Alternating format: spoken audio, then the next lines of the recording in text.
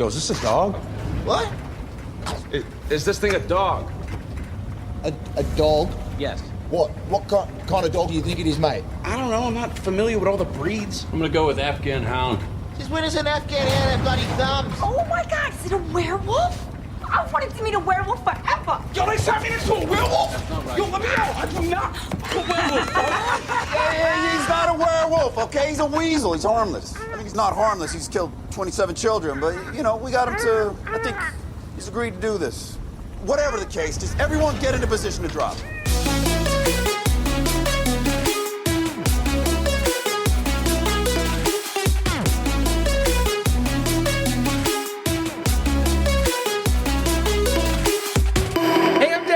And I'm Noah, and you're listening to the final episode of A Bite of's Summer Movies mini season, where we take a current bite of your favorite obsessions. Come on. Nibbles. Yep. Where we take a nibble of our current favorite pop culture obsession. Is that really it? It sounds wrong, right? It does sound wrong. Wait, let's do it again. Nope, we'll keep going. Hey, I'm Derek. I'm not doing it again. No, that's wrong. I'm sorry, everyone. Where we take a nibble of our... Where we... How long have we been doing this? Almost a year. All right. Anyway, if that doesn't convince you to follow us on Instagram, Facebook, or Twitter at A Bite of Pod, I don't know what does. I remembered it. What was it? Where we take our current favorite pop culture obsession and enjoy it one nibble at a time. There you go. You have to do it in the same voice, too. And time. It's whenever something new is added, it completely throws me off. I've added something new every time. And I've hung on, just white knuckling it as I went into the final part of it. Get used to it. No! And as always, if you like us and you want to support the show, join our Patreon or Apple subscriptions. Get free stuff.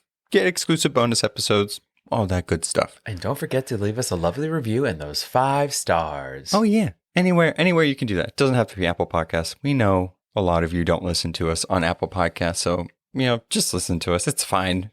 All right, so this episode is all about the Suicide Squad, James Gunn's Suicide Squad. This is, I think, our first DC movie on the podcast, right? Yeah, I have been thinking, I'm like, we've done so much Marvel. Have we done anything DC at all? Nope. Here we go. Yeah, I mean, to be fair, DC really hasn't come out with anything. And by the time we started this, Birds of Prey was already out. There's really been no TV shows that we care about that are out that we want to cover. So we'll see. I mean, I know there's like stuff coming down the pipeline that's pretty exciting, like Batgirl, Zatanna, Green Lantern. Those are all TV shows going to HBO Max. So I guess we'll see. Yeah. Maybe more DC stuff in our future. This is us dipping our toe into the DC pool of imagination. Taking a little nibble, if you will. Yes, which I almost forgot about. Yeah. So, the Suicide Squad, it has been a touchy subject for a lot of DC fans ever since 2016, and the first Suicide Squad movie came out. But if you're not familiar with the comics, the Suicide Squad usually follows a revolving door of DC villains and former villains who work for a government agency known as Task Force X.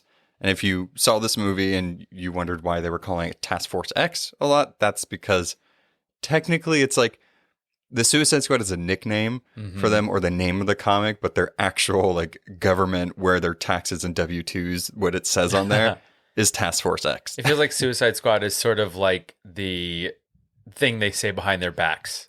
Pretty much. Yeah, and it was something that the people in the Suicide Squad were like, well, we're on a Suicide Squad mission. That's what we're called. So I'm not a fan of name drops. And in the first movie, they were like, it's like we're the Suicide Squad. I'm like, no. Will Smith said, I have the honor of saying the name of this movie in this movie. So these villains or former villains, if they do step out of line on their mission or try to escape, they're usually instantly killed by a device that's attached to their neck or implanted into their head/spinal cord. Ain't that always the way? I feel like they do that in a lot of stuff, like in Battle Royale. Yep. That Japanese movie / book. That's so good. Yeah. They're just like, look, if you go off the island, we'll blow your head off. Yeah, I mean, it's an interesting way to like force characters that normally wouldn't do these type of things to do these things. Sure. And usually they'll give like an extra added benefit because it's like, okay, I guess you won't die, but what else do they get? And a lot of times it's maybe some extra stuff in their cells at Bel Rev or 10 years off their sentence. Usually it's 10 years off their sentence, but when they're serving like quadruple lifetime, Doesn't matter much. They're going to have to go on every mission. I also have to admit, like in watching these two movies, because we did a double feature when we watched The Suicide Squad, I do not trust Amanda Waller at all. I love her. I'm like, she has not taken 10 years off of nothing, people. I just wonder if they have like an app where it shows their sentence counter and like every time they do it goes down by 10 years, because how else will they know? Yeah, it's right. The thing to tap to lower their sentence is right next to the thing that detonates the bombs in their necks. Fun. It's a very, clunky app. I mean, sometimes that iPhone will press a different button that you didn't press, so hopefully. But in the comics, the first version of the Suicide Squad debuted in The Brave and the Bold, number 25, in 1959, I believe. And the second and modern version was created by John Ostrander, debuted in Legends number 3 in January 1987. So the first incarnation of the Suicide Squad was actually very different from what we know and what DC tends to push out now. Mm-hmm. It did have like Rick Flag Jr., but it had like a psychiatrist on there. It had a person that knew how to fly planes. It was very much military black ops centered. Gotcha. Not necessarily like super villainy. Yeah, with like powers and stuff like that. So it's definitely, I think, gotten better over the years, because what other better way to showcase villains and actually have them have the spotlight aside from just being villains? Yeah. And I think what I like about the Suicide Squad is that it takes characters that you really don't know, especially in the DC universe. We're so used to those like Justice League main folks that God, Batman, geez Louise. Batman, Superman, Wonder Woman. It's like, wow, this is really cool to see these characters. And granted, they're villains, but seeing them in these storylines, they sort of have to become heroes in a sense. Yeah, or they can choose to be. Right. So, and I like seeing their powers, and they're also different, and some of them are funny. So I appreciate the Suicide Squad and what it does as far as taking people out of the shadows and putting them into the limelight. Yeah, exactly. And in this episode, we won't talk too much about the first Suicide Squad movie, because it's kind of hard to compare these two, to be honest. And also, I don't... that movie has so many problems. And it's not even the creator's fault for that movie. It's a lot of like executives interfering with it. So it's just blah. Yeah, and I think the two movies themselves just have completely different tones. It's like, they're telling similar storylines of bringing a group of villains together to go on a mission for Waller, but it's like Dark Gotham and Guardians of the Galaxy, basically. They're just like two completely different style movies. Yeah, and in this one, you'll notice some familiar faces from the first Suicide Squad movie, including Viola Davis, Margot Robbie, and Joel Kinnaman. And in this, I like that James Gunn kind of explained his film as like a standalone. Mm-hmm. It's hard to...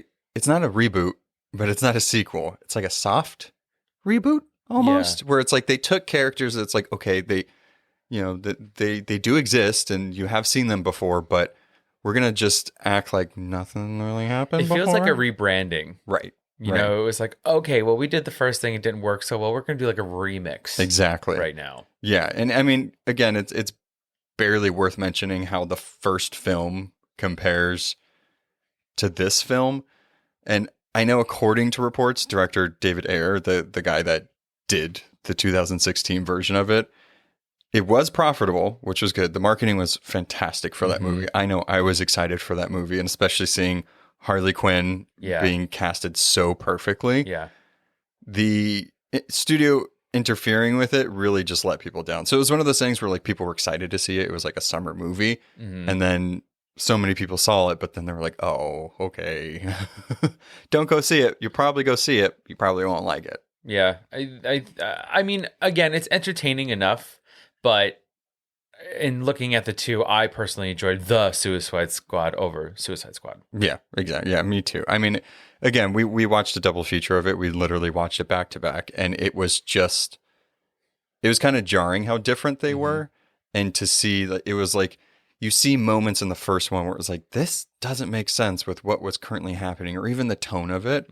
But I do want to say that one thing that carried through from that one to this new one was how many scenes of them walking together there were. I didn't notice that. I was like, oh, I like this. I like them walking together, walking and talking, or like slow-mo walking in the rain. Slow-mo walking. Yeah, going to a bar and having a drink. It's like, I kind of like those things. I hope those are like staples for the Suicide Squad because it's like, it's kind of fun. Yeah, I felt like this one, the Suicide, I almost said the second one, but I'm going to call it the Suicide Squad. It was like the true definition of comic violence and mischief. Oh, yeah. You know, like when they're doing the rating system, like it was comic violence, but there was mischief. It was funny. It was a little campy, and I liked it all coming together. I think they did a really good job of bringing those elements into the film. Yeah, exactly. Yeah, and I do like how there was like a cheeky sense of plausible deniability that first one happened, because it's like they kind of mention, and you see like Harley when she sees Rick Flag for the first time, and even Boomer, Captain Boomerang, she's like, "Hi guys." Yeah, it's like, oh, okay, so that one did happen, but they're not going to talk about it, right? And I also feel like there's also a piece of it that feels to me like maybe there's other missions that have already happened already. You know, they've been taking different villains, bringing them together for different missions, and so some of them have maybe worked together already, and so this is just one where we see Harley coming back. Yeah, exactly. Yeah, and so the general plot for the movie, before we get into like how we feel and all the moments that we liked, Amanda Waller sends 2 Task Force X teams, one led by Colonel Rick Flag and the other one by Bloodsport, to a South American island nation of Corto Maltese, after its government was overthrown by an anti-American regime. Amanda Waller, she works for the United States government, so regardless if like the mission isn't necessarily a great one, even for PR or anything like that, hence why they send villains to go do this stuff, they have America's interest at heart. Yeah. Doesn't mean it's always a good thing. Yeah, it feels like they want to get it done, but with like as little fanfare as possible. They don't want the big heroes there so that it's not being covered by the news or something. Exactly. Plausible deniability again. Yeah. The squads are mostly comprised of Bellrive penitentiary inmates, promised lighter sentences again, and they're tasked to destroying Jotunheim, a Nazi-era laboratory that holds a secretive experiment known as Project Starfish. And I thought it was funny. I saw people were like, how can they use the word Jotunheim in DC when in Marvel, like Thor and Jotunheim and all that stuff, that's where Loki's from. It's like, well, it's Norse mythology. Right. It's like, been real before these. Right. Before Marvel and DC decided to use it. But in this, Flag's team is ambushed on the beach by the military, resulting in deaths of Savant, Captain Boomerang, Blackguard, TDK, Javelin, and Mongal. I just want to say the first 15 minutes of this movie, I was in. I was like so pumped and ready. And then seeing all of these characters, literally most of these characters that died on this beach were the ones I was excited to see in this movie. I was so excited to see Mongal. I was so excited to see Captain Boomerang again. I mean, what? Why? I can't believe they all died like that. But it's... Yeah, you know, that's why the cast was so big. Yeah, and I think it was to be expected. And honestly, I know this is going to sound crappy, but like, I was like, did I really think that Pete Davidson was going to have the opportunity to be in a feature-length role as a super villain / hero? Why not? I don't know. He's just because he's like not that, you know, you don't really know him for these types of roles. So it's kind of like something must be up. How is he going to be in this entire movie? And then sure enough, it was proven that he was not. I think my biggest like tip away was when I was like, okay, Nathan Fillion is playing TDK. And I was like, I don't know. This feels odd.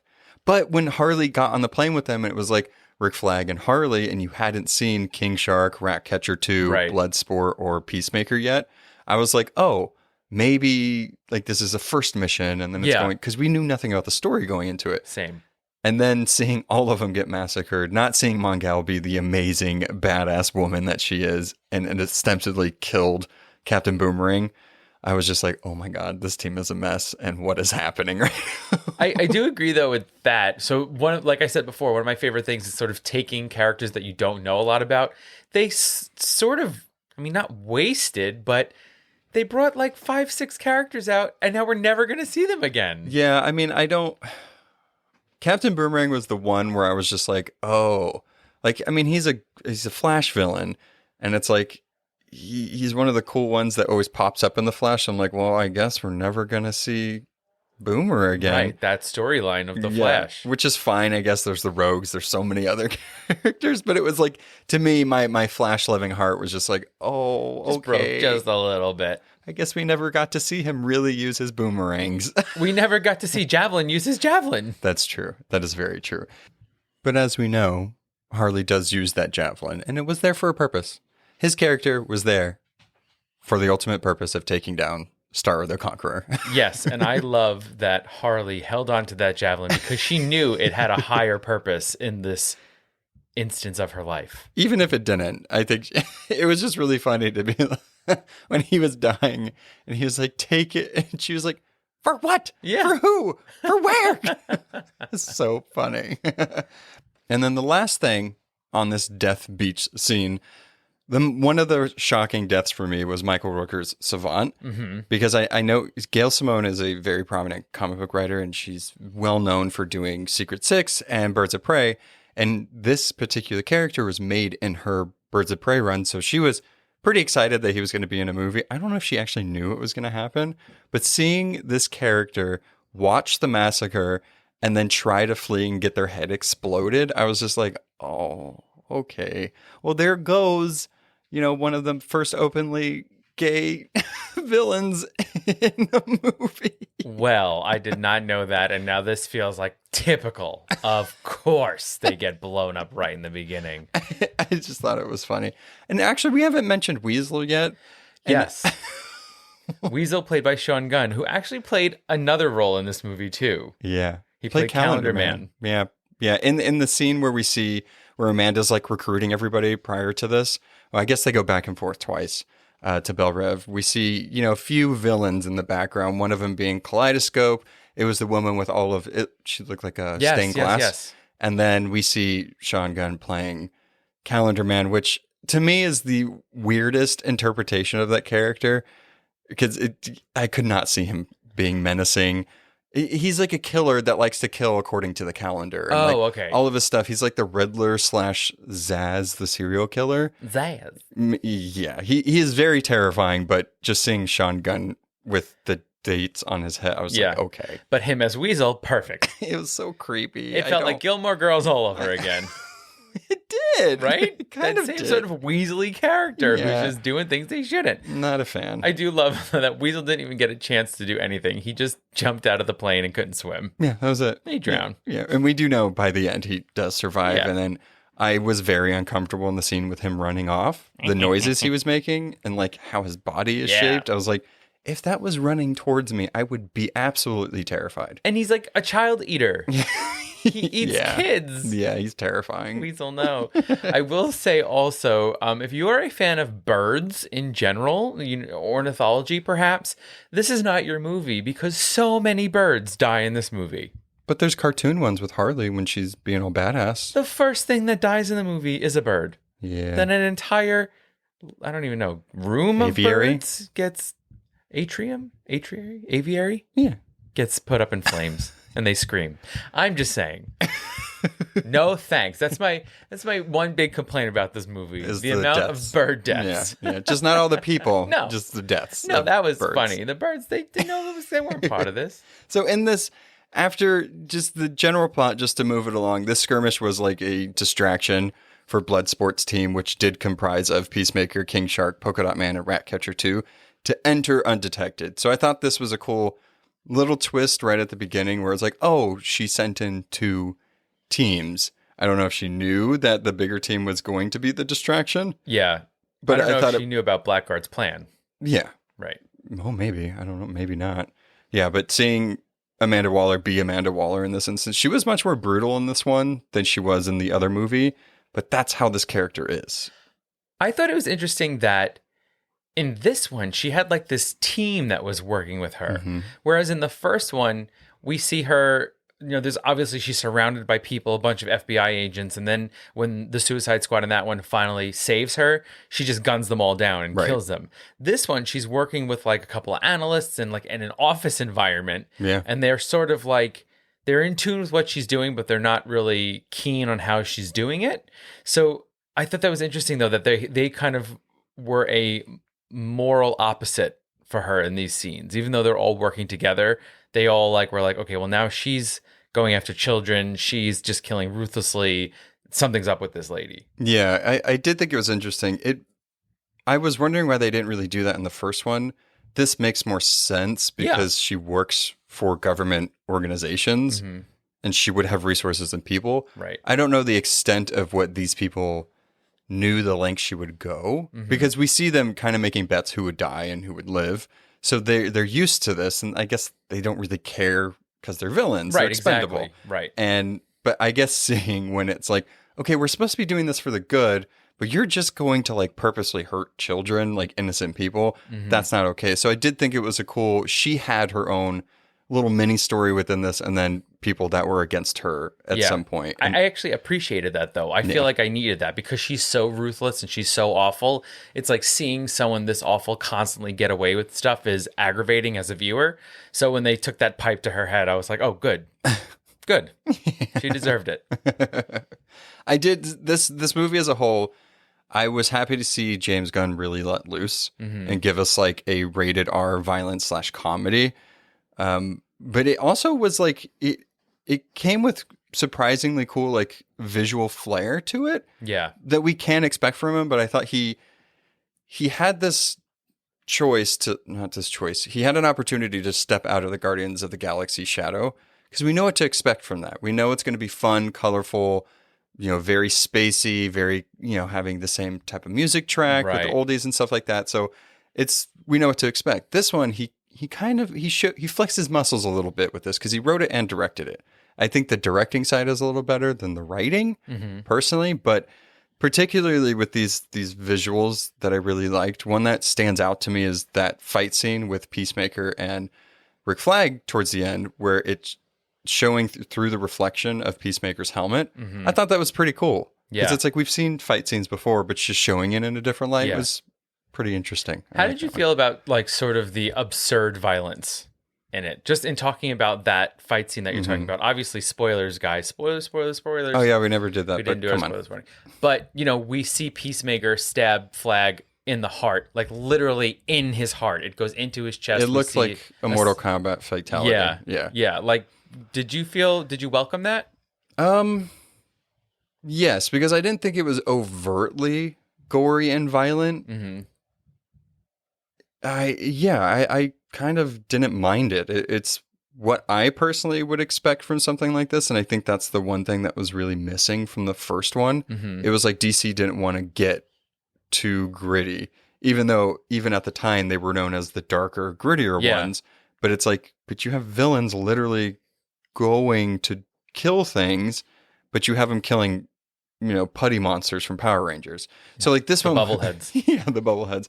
This one was a welcome difference because it was, had people. It did suck to see people's heads getting exploded and stuff like that. But this would be really the one superhero movie, villains with it, but where that's okay. Yeah. Because the boys, I don't really care for the boys. I like the comic. The TV show, I feel like, is just trying to be as obscene as possible. Absolutely, yeah. This one, I didn't feel that way. Oh, agreed. Because even, so after they all kind of convene and they find Rick Flag at that Freedom Fighters camp, seeing Bloodsport and Peacemaker try to outdo each other with how they're killing, it's some of that was gory, but it was entertaining to watch. Totally. You know what I mean? It's not glorifying the gore, it's just having fun. It's tongue-in-cheek. Yeah. Yeah, I really appreciated the sort of, I don't know how to put it, title cards for the scene breaks, how they worked them in, whether it was blood on the beach or, the wasteland that was spelling out letters of what they were doing or fire in the background. I thought that was really fun and clever. Yeah, I liked also how it would change. Yeah. Because it was oh, this is what they're doing, but then it's no, we need to go get Harley, and then it's it would go away. Harley, right. It was pretty cool. I did like that, and those were the decisions that I liked. It seemed it's nice to watch a movie where you can tell the people that made it had fun with it. And it's this, you cannot be serious with this movie. This movie did have some nice touching moments, especially with Ratcatcher 2, Bloodsport with his daughter, even Peacemaker. I felt John Cena in this movie was a little surprising to me. I didn't necessarily care for him, but I liked what I got. Yeah. Does that make sense? Yeah. I mean, I also think it doesn't help that his character is annoying anyway. Well, he's an awful person. He's an awful person. Right. Yeah. I mean, it's like he stands for justice, but is willing to kill as many people as possible to get his version of justice. Women and children. Right, exactly. So that doesn't matter to him. So you're like, oh, he's awful. Right. But I do think in John Cena, kind of stepping into acting roles now, giving him this much of a role, which is now going to be turned into an HBO Max series, I think he did a good job. Yeah. I'll watch it. I'm not super excited for it, but I'm curious. Like, Yeah. my comic bookness and my love of these like fandom things, it's like I'll probably watch it so I know what's going on. Yeah. I mean, anybody that can act through that helmet did a great job. Fucking toilet seat. Yeah, the bedpan. It does look like a bedpan. I do want to say with this movie, and not to throw a negative wrench into this, but with it at like 132 minutes, it seemed like it had too much wiggle room a little bit in between these like impressive set pieces, like the character beats and the comic moments. And it's like the movie is just really a get out, get fucked situation. Mm-hmm. But I felt like some of the wiggle room in between that, it just dragged a little bit. I agree. I think once we got to sort of the climactic scene of them fighting Starro on the island, I was like, oh boy, we still have 20 minutes left. Right. You know what I mean? It's like that tower just seemed to keep falling in different ways. And I was like, all right, I'm over this. And there's even a piece of me that wasn't sure where Thinker even fit into this other than to him bringing them That was it. to Jotunheim. You know what I mean? So it was like, I'm not even sure that character was needed in this film. How dare you? Peter Capaldi is always welcomed in anything that he does. Listen, Doctor Who, okay, I get it. But looking at the plot of the movie, was there a solid reason to have him there? Yeah, I mean, the only reason was to have him bring them into Jotunheim. He was the only one to get him in. To scan his eyeballs so they can get through the door. Yeah, pretty much. Yeah, that was it. The rats could have done that. I mean, the rats can disarm the cameras. They could have disarmed the door. They could have gotten in. I mean, let's look at the characters for a second, because I think that's, in reviews like this or talking about movies, it's always good to, I burped while I said that, I'm so sorry. It's always good to talk about the characters and kind of how they made you feel and stuff like that. Yeah, and I know who you want to start with, because it's who I want to start with. The most important character of the film, Sebastian the Rat. That wasn't the one, but I can. I totally can. I am malleable in this conversation. Well, that was my character. That's where I had the most stakes of my emotions in this film, was Sebastian and his little red satchel that he wore, and just being very scared the entire time that he was not going to survive. Of course he was going to survive. You see all the birds? Dead. See all the birds. You see all the birds? They're gone. You know, little baby Sebastian? Yeah. He was so sweet. Yeah. I mean, I do like how I feel like James Gunn has a good way of bringing unlikely characters together and making it work. In this cast, you had a guy in a polka dot suit, a girl that liked rats, a shark humanoid person, Sylvester Stallone, played by voiced by Sylvester Stallone, Idris Elba, and John Cena, and there's still more characters in there, and Harley Quinn. Harley Quinn, yeah. It's like they all worked though. Totally. I was very curious to see how all this would work, and I think it paid off. Just like the Guardians of the Galaxy. I know I brought that up a few times, but it's like he was able to work out all the kinks of a team dynamic and how to make all these characters come together and work. Yeah. And it just paid off. It's the ragtag group of misfits. It's like, that's a hard thing to do with people that are so different, that come from so many different backgrounds, that have different reasons for being there, to bring them all together and make it a believable moment, I think is definitely an art. And I think he did that well. Yeah. And I think like having almost like a second chance with some of these characters that we saw in the first one, or even just some new characters, it paid off well. I was like, we've seen Harley a little bit. I really feel like she's like the face of DC, and I'm completely here for it because totally. I love Batman, I love Superman, I love Wonder Woman, but it's like we've seen Superman and Batman so much that I'm like, give me more, please. And seeing how Harley's been in like 3 movies now, I believe, maybe cameoed in another one, all of them are great. Except for Suicide Squad. But all of them are great except for the first one. Yeah. Except for the first one. But she was the best part of that movie, I'm just going to say. Yeah. But it's good to see her be done in a different light. We saw her in Birds of Prey where she was able to really be her own person. This one, still Harley, still great. Well, what I kind of thought was interesting about Harley in this one is that I felt like she sort of had a solo storyline until the end.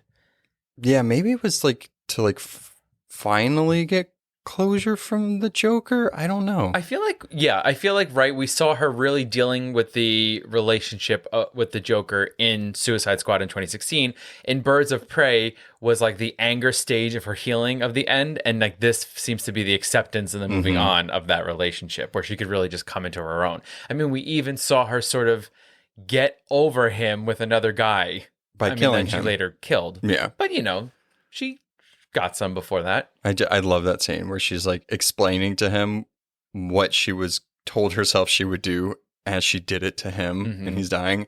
Such a Harley thing. Yeah. Yeah. I mean, did I necessarily need this much of Harley getting over Joker? I don't think so. I thought Birds of Prey was going to be the final, okay, we're done. Where's Poison Ivy? Can we have Ivy and Harley now, please? I mean, the thing is, though, is that is Harley ever really over Joker? The man who created her from Harleen Quinzel to Harley Quinn. How dare you? Yeah, I mean, no and yes. I think like... He'll always have a place in her life. Yeah. It's not clear when this takes place, though. I mean, it is. It takes place in 2021. The year it came out, they said that that's when it takes place. Same thing with Birds of Prey, which came out last year. And then we can assume with Suicide Squad, 2016. So it's like she's had 5 years, if we're going by that, but it's not clear when this movie takes place or in the greater continuity. And I think that's what's going to be confusing about the DC movies when they're standalone. Like if you're not going to acknowledge when and where it takes place, it can get a little confusing. That's why I was a little confused about the Joker thing. I was like, oh, isn't she in Birds of Prey? She seemed to have gotten past it. And it seems like in this, she kind of wasn't, but eventually did. Idris Elba's character, Bloodsport, put Superman in the ICU. And it's like, is this after he came back in Justice League or was it before? So it's just, that's a little confusing to me. I think that's the like benefit of Marvel where it's like, okay, we can clearly it all see. fits together. Right. And this one, it's like, I don't know. Marvel has a sacred timeline. Right. Not anymore, but no, yes. True. Yeah, DC does not at all. I do think one of the great things about Harley as a character is because she does sort of exist in her own little world in her mind. They get to have fun with her a lot as far as the visual effects that they're using during her scenes. When she kind of goes on that rampage with the javelin after she frees herself, we have these amazing flowers blooming and blossoming all over the place. And it's like fun and pretty to look at, and it very much encompasses the character. And I like that she lets us have more fun in those scenes when it's a lot of death. Yeah, I was very excited in this one that she actually got to do show what Harley's made of. And in 2016 Suicide Squad, I no idea. Hot pants. She used guns. And a daddy jacket. She kind of used her mallet. She used a bat a lot. But we didn't get to see her be that. She has great... She's an acrobat. She can fight really well. And we really got to see that in this one. And I was so excited because we saw it in Birds of Prey. And I was like, I swear to God, in the Suicide Squad movie, if she reverts back to just using guns and stuff like that, it's like, that's not what the character is. That's not why I like Harley. Yeah. I like her for many other reasons, but it's like, she's a good fighter. She can fight Batman. Yeah. You got to see that. And I think it delivered in this one. She really, when she got that guy, when she was being tased and she had her hands up, and then she killed that guy with her legs and then still got out of the cuffs with like getting the keys with her toes and then doing that. I was like, that is such a Harley thing. I was so glad that this was in this movie. Yeah, well, it always felt like, especially in looking at the Batman cartoon from the 90s, she was part of Joker Circus, right? So she was an acrobat. She felt like a trapeze artist. She was a little Harley Quinn. So it was nice to sort of see those things come into the character finally. Yeah. Idris Elba's Bloodsport is likable, but also impressively mean. A noticeably gruff person. But I think it was... So Will Smith wasn't in this one. And I believe from what I read, I don't know if this is true or not, it was like scheduling conflicts. So they had Idris Elba in here. I was hoping he would be like Bronze Tiger or somebody. He wasn't. But him being Bloodsport, I thought was cool. it is almost the same character as Deadshot, Yeah. but I thought his character and having that type of character in there, Idris Elba pulled off really well. And what I mean by like impressively mean is that like he can be intimidating and also super kind at the same time. Yeah. I mean, I do think it was interesting. Again, you are much more versed in comic world than I am, especially DC. And even just watching these two movies, it sort of like felt like what they did for the whole Suicide Squad thing, like sort of that like reboot, they almost did for this like lead character, where it was very similar, a very weapons-based character who's a good marksman who can shoot the smallest detail. Also, his motivation for both of them was that he had a daughter that they wanted to protect in some way. So it just, they felt so similar to me. And especially the character of that Idris Elba is playing Bloodsport. I mean, in the comics, he can literally like get intergalactic weapons in his hands. He pulls them through time or something like that. So they downplayed that for sure in this. But I did like Idris Elba in this. I thought he did a good job in the role. And these roles are interesting because there has to be so much duality to them. You're playing a villain who's not supposed to be likable, but yet you have to give them enough grounding to make them a humanizing character that the audience can like. Yeah, I think that's always my worry with these Suicide Squad movies is that I don't know if I have to like the character. I don't know if I have to see them choose to be a hero, because kind of the draw of the movie is seeing these like could be anti-heroes, but villains being forced to do good things. Mm-hmm. And like, I do like the whole sentiment of like, you know, just because you're a bad guy doesn't mean you're a bad guy. Sometimes you need that pushed to bring that goodness out. I like that sentiment. But I mean, I don't know if I need it in every Suicide Squad movie, because that's going to be very predictable then. Some of them were, you know, kept with the villain vibe, like Peacemaker in the end. He was very much dealing with his own moralities and what he normally does, and he ended up continuing being a villain. By the end of this, we did see the remaining members decide, instead of leaving the mission, to stay and save people. Right. That's great. I'm not saying that they wouldn't necessarily do that. But do you know what I mean? It's like... Yes, I do. But I have to say that I do appreciate the turn. Because then it would be like watching 2.5 hours of the Amanda Waller show. They'd all be awful. And as an audience member, that's not what I'm here for. Well, I just think that like they didn't need to make them decide to be heroes. It just could have still continued with the mission. I mean, that makes sense. Yeah, I do. I guess that maybe there's a piece there that shows that when you're being told you're something for so long, you don't ultimately have to be that. I mean, in Polka Dot Man's final moment, he almost looks relieved that, you know, he's been a freak. He's been forced to be a hero by his mom, but turned into a villain. And he's like, I'm a hero. And then he gets smashed. But yeah, that was sad. I was really sad about Polka Dot Man. Yeah. But I feel like that, to me, was like an example of what's trying to be done with some of these characters. Yeah. I mean, I got it. I was just, you know, seeing this kind of happen in both Suicide Squad movies. Mm-hmm. Okay. Maybe I'd ask the question, why are these characters villains?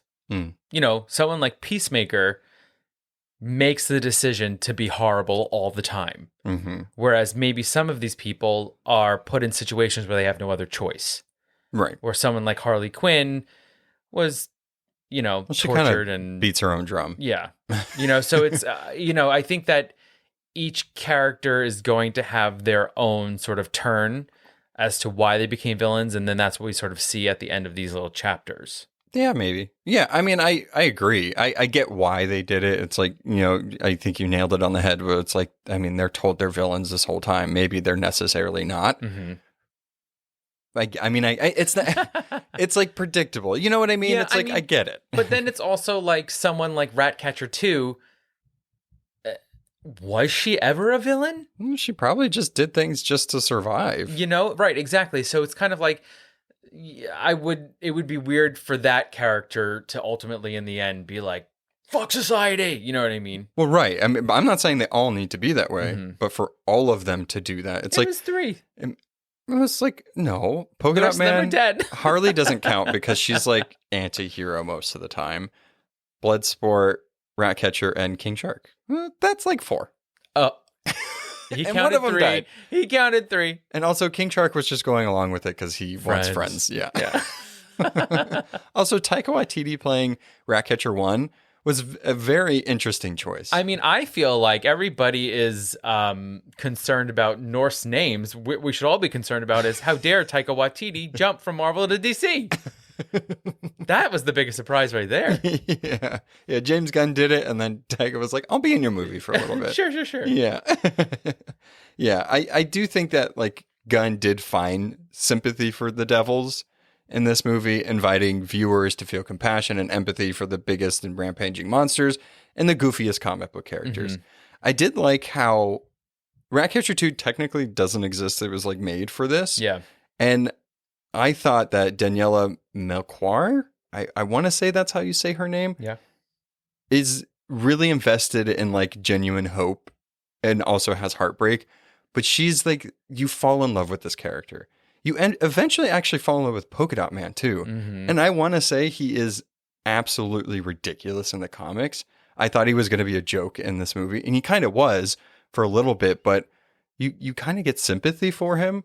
And I did like that because it did show, like what you were saying, like maybe, I mean, he didn't have a choice but to be a villain. I mean, he has to, vomit out that virus twice a day. Maybe sometimes it just hurt somebody by accident. Yeah. Who knows?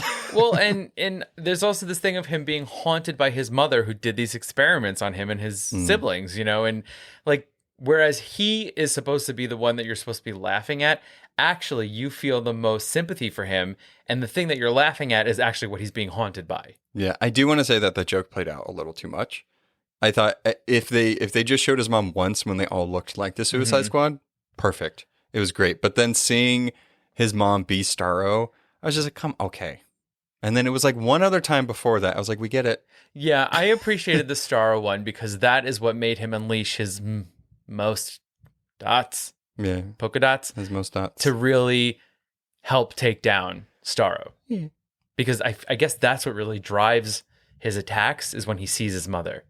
But if he sees his mother and everybody, that's why he's always killing people. Yeah. His just a pause real quick. I do want to just say his character in the comics does use dots. His costume, he can like each dot does a different thing. He has things like whole dot and like fist dot, like, and he throws them and they turn into whatever. It's not like an interdimensional virus or anything like it's this like one. He just has dot tools. Right. It's just gadgets. Yeah. It takes off of his costume. It's absolutely dumb. I do not like his character. It's like Condiment King. Literally a character that uses condiments to hurt and kill people. Well, I mean, then I feel like we need to just circle back real quick to TDK. Right? The detachable kid? The detachable kid. Yeah. Those arms came and the best thing was that when the arms came off, they didn't like quickly go to hurt people. They just like lightly floated on the beach. Yeah, it was like he kind of had telekinesis, but at a very slow pace. Yeah, totally. And he couldn't do nothing else except for hit people. But it's like, how much does that work? Because it's like part of punching and using it is using your body weight. Thrust. And you have none of that. No. You could maybe poke their eyes. I don't know. That's why he died. I mean. And the worst part is he feels everything. Yeah. So his arms were burning. He's like, oh. So dumb. So dumb. All right. And finally, aside from Captain Boomerang as a returning, we don't know how his character changed in this because he sadly perished before. He changed because he died. Yeah. But Rick Flag, so he was the one that I was curious to see if he was going to be the same or different. And I feel like he was reworked quite a bit. Totally. In all the good ways. Yes. I liked him immediately so much more, not just because we knew him prior. I felt like there was not much there in his character. He was completely one-dimensional in the 2016 film. Also, having that yellow shirt, just icing on cake. Mm-hmm. Did it. And he looked like his character. He acted like his character. But it was a good, noticeable difference. Mm-hmm. Because you had too many strong personalities in this, and you needed somebody that could lead. Yeah. And could manage all of those personalities. It felt like this Rick Flag got used to the point of these missions and the point of this group. And the weirdness. Exactly. Yeah. Whereas in the first one, he's like, I'm the leader and you're all the misfits and that's it. I'm keeping you in line. In this one, he's like, all right, I know these people. I'm kind of part of this group. I can see what they can do now. And I can almost like play along with them. Right. In a sense. And that sort of lighter feeling to the character made him more likable. Mm-hmm. And I appreciated that in the second one. Yeah, I agree. Yeah. I liked him a lot. I mean, R.I.P. Totally. That, you know what? That was the death that I think I was most upset about. Yeah. Because you grew to like him so much more in this one that the fact that they killed him, especially by the hands of Peacemaker, who's just the worst, was upsetting. Did he kill him with a piece of a toilet or a sink? It was a tile of some sort. Okay. Yeah. Just curious. That fight was really cool, by the way. I very much liked his last outing. Mm-hmm. Last fight with them. So Starro. This is another big character that's in this movie. I loved it. I thought it was great. Starro in the comics is terrifying. Mm-hmm. It seems ridiculous to people that just see it. And it is ridiculous. And Absolutely. I think that they played on that, but also showed that it could be a little scary at the same time. Yeah, I mean, the thing is that it is a giant starfish. So you have to be willing to play into how silly that is, but also find the balance to make it a villain. Mm-hmm. And I think that they did that, because it's a giant purple starfish. Yep. That slaps, that poops out little starfish from its sides that then land on people's faces. Yep. With a giant eyeball in the middle. Yes. Yep. And so it's like, you have to be willing to lean into it. You know it's coming. And if you see a giant starfish, you're like, forget it. This is over. It's like, you're not there for the right reasons. Oh, no. No, not at all. I mean, it is a comic book movie. And I'm going to be interested to see like how much of this, like how weird comics can get, or movies, I should say, and how much they can do before there's like a comic book fatigue. Because it's like, how much more can they make this exciting? How much more can they push the boundaries to this? Because you don't just have Marvel and DC stuff coming out. You have all sorts of things coming out. And I think this direction that I'm starting to see companies go and like picking up stories that aren't superhero focused, but they're based in comic books and have that like either supernatural or sci-fi or fantasy, like so Sweet Tooth and Why the Last Man. So it's like, those are very different from superhero stuff. Walking Dead was kind of that way, but went on way too long. Bad example. But I was happy with Starro because I felt like that was one of the problems DC had, and kind of Marvel for a little bit, where they didn't lean into it. They're like, it is a comic book movie. You have this character. Make that character actually that character. It's a giant starfish that creates hive minds of little tiny starfishes on people's faces. That's it. That's all you needed. And it worked perfectly. Yeah. I really liked it. And I did feel bad for it at the end when it did die. And it was like, I was just happy gazing at the stars. Yeah. And it's like, well, yeah. I mean, you brought this upon yourself, humanity. True. He was in that tower for 30 years. Man, that was a long time. I'm sorry, I gendered Starro. I think it is, no. Are starfish male or female? I don't know. Or can they just clone themselves? I don't know. So I'm not a marine biologist. Neither am I. So I'm they. Yeah, I mean their name is Starro the Conqueror, so yeah. Listen, if you're ever out in space and you see a floating starfish, just leave it. Just leave it. Moral of the story, US, stop touching shit. Stop it. You listening? Leave it where it lies and everything will be fine. Yes. Yeah. So this movie, fun, gory, comedic, very much enjoyed it.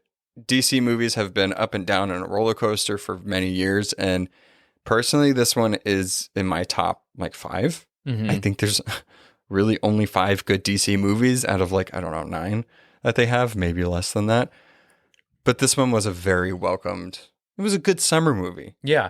And I also enjoy these Suicide Squad movies, whether they're one thing or not. I like them. And I don't know if this is necessarily a negative for you because you don't know where they take place in the timeline, but I like that they sort of stand alone. The mission happens in this movie. Like in this movie, they're on the island from the first moment, and it takes place on the island the entire time. You know what they're doing there. Doesn't get too confusing. Sometimes with Marvel movies, and I personally felt this way with the Falcon and Winter Soldier show, I'm like, where are they now? What are they doing now? So I like that there's just one thread I'm following, and it's fun and it's campy and these characters are great, and it just allowed me to almost relax in that sense as a reviewer. Yeah. I mean, I think so. I mean, the main point I think you're touching on that I was kind of touching on was like continuity or where it takes place. Right. Not like locationally takes place. No. But Like in the timeline. Right. Yeah. You know? I mean, I think movies like this can do that, but like the Batman movie that's coming out, I have no idea if it's connected and how it's connected to what the Justice League or whatever Zack Snyder was setting up. I don't know if DC is going to be like, we're going away from all that. Like, it happened in quotes, but we need to get our shit together. And it seems like Shazam took place within that universe, and like, they mentioned Superman showed up at the end. They mentioned Batman. Like, it exists within that. You didn't see any of them really, but how much of that can you do? Because I think like the point of it being a superhero movie or even a comic book movie with that universe is like, how big can you go without it being unreasonable that this character doesn't show up? It's like Harley is in other things. Like maybe if they do Birds of Prey 2, it's like, okay, now you're getting into territory where it's like, how are you not going to explain anything with Harley in these movies? I feel like it's like, no, you don't necessarily have to connect everything, but I think you have to acknowledge it to a point. I don't know. I feel like DC really needs to, I don't know, maybe learn some lessons from Marvel as far as like the continuity thing. I'm not saying do exactly what they do. Maybe just like only in the team up stuff. They all come together. Yeah, I understand. I understand that. I just think that I think the Suicide Squad movies give us an opportunity to just see something and not necessarily have to worry about where it's taking place. It's like, in our minds, it's like whatever hero these villains fought against, they obviously lost, and now they're in jail, in prison, and now they're being put on a mission. Yeah. And that's really all we have to know. Oh, yeah. It's like off the page something happened, and it doesn't matter to the bigger universe. Well, I better find out what happened to Cassandra Cain, because I need to know. Well, that makes sense. Yeah. It's like Harley obviously got put in jail for something. Yeah. After, I guess this happened after Birds of Prey. And like my head was just like, okay, how'd she get there? Where is Cassandra Cain? Where are her hyenas? I'm like, what's happening? Well, her hair had time to grow out. That's since true. Birds of Prey, so it has been some time. Went black and red. Black and red, too. Yep. Yeah, no, I mean, I agree. I mean, we'll see. Well, I'm curious to see what DC does going forward. They have tons of movies and shows coming out, so maybe they're just going to reboot the whole universe. Maybe they're going to use the Flash movie to reset everything. Oof. I don't know. All right. We'll see. I mean, so this movie was great. I recommend it. It's on HBO Max, so it's super easy to watch. Only for a month, but I mean, I want to watch things in my house as much as I can because things aren't looking great. No. So I concur on both of those points, that I recommend this and that it's nice to watch things at home still. Yay. This was fun. This season was fun because it was nice to like work our brain muscles and talking about things that aren't the same thing episode after episode. Right. So it's fun. I mean, we're going to have more movie episodes come out sporadically and occasionally. It's just a mini season. Yeah, just a mini season. But yay. This episode wouldn't be complete without a little special segment. That's right. And this is our very last movie theater snack fact. Snack fact. And I think I might ruin movie theater popcorn for you just a little bit. No. Which I know. I think you just recently were like, I can't wait until I can eat popcorn in the movies. And that's what made me think, I'm like, let me find out some things about movie theater popcorn. I want to go to the movies and eat so much popcorn that I'm bloated for the next 2 days. Well, you just have to eat a salty snack and that will happen. It's not going to totally ruin it. It's just not what you think. You've heard the phrase, like, you can't believe it's not butter. Well, movie theater popcorn really isn't even butter at all. Ugh. Interesting fact. Movie theater popcorn will always taste different than microwave popcorn. And it's not just because it comes from a popper. Most movie theaters use coconut oil for popping, which infuses the treat with 90% saturated fat. Oh. Sorry, did I ruin that just a little bit for you? Well, I don't know, because all the health gurus the past couple of years have been telling me to use coconut oil for anything. So in my mind, they're actually making it more healthy. Maybe. It could be. One of the other major secret ingredients is, I think it's like flavacol. Mm-hmm. It's a powdered salt seasoning used by theaters to give popcorn that buttery yellow tint and the salty flavor. It's not actually butter, though, and neither is the butter poured on top of the popcorn. They use this topping is usually made of soybean oil, beta-carotene, terity, but below the net something for shelf stability, meaning it sits there forever. yeah. And I cannot say this word for the life of me, but I'm going to try. Polydimethylsianoxalate to prevent foaming. Foaming? Because it's so hot and it's moving around. Oh. Yeah. Foaming. So this butter-like concoction helps prevent popcorn from getting soggy. But it tastes like butter, ? The thing that's really foaming. Yeah, right? I don't like that. Now, I appreciate it, like preventing it from getting soggy, because I cannot stand soggy bread. I can't stand things that aren't supposed to be soggy. It just grosses me out. Yeah. I appreciate that. I'm not a fan of movie theater popcorn or popcorn really in general, but this fact just made me like, okay, I'm glad I don't usually eat that. I have to be honest. I'm going to still eat it. I know. And so will probably whoever got to the end of this episode. It's like, yeah, right. Yeah, okay, maybe instead of a large, I'll do a medium or a small. Oh, yeah, the medium at the theaters is like an extra large in human real life. But it says medium, so I feel better about it as a choice. It's also like $25. That's true. I have to save up all my pennies.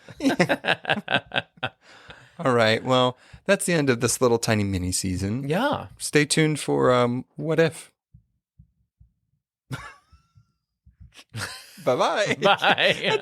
You look like you're going to say something. There's nothing to bounce off of there. Thanks for listening to A Bite Of, artwork and editing by our own Noah. Be sure to subscribe and follow us on Instagram at A Bite Of Pod and on Facebook at A Bite Of.